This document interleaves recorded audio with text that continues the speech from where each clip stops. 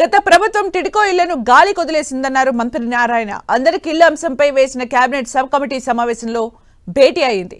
2014-19 మధ్య 7 లక్షల టిడ్కో ఇళ్ల నిర్మాణానికి కేంద్రం అనుమతి తీసుకున్నామని, గత ప్రభుత్వం వీటిని 2,60,000కు కుదించింది అన్నారు నారాయణ. అనేక పాలసీలను మార్చి గందరగోళానికి గురి చేసిందని ఆరోపించారు.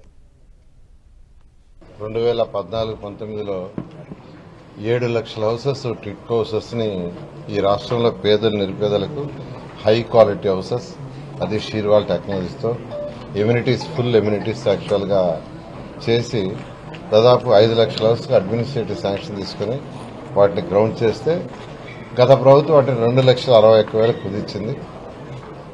అయితే అవి కూడా పూర్తి చేయాల. ఏదైతే 14-19లో చేసిన వాటిల్నే ఉంచి వాటిలో కూడా కట్టైలు చేయటం, రకరకాలుగా పాలసీలని మార్చి గందరగోళం చేసిన ప్రజల్ని ఈరోజు ఎవరికైతే 14-19లో హౌస్ అలాట్ చేసామో వాళ్ళు అనేక ఇబ్బందులు పడుతున్నారు. ఏదేమైనప్పటికీ ముఖ్యమంత్రి గారు ఒకటే చెప్పారు, గత ప్రభుత్వం ఎన్ని అవకతవకలు చేసినా పేద ప్రజలు ఇబ్బంది పడకూడదు, వాళ్ళందరికీ మనం అనుకునే ప్రకారం హౌసెస్ కంప్లీట్ చేయమని ఆదేశించారు.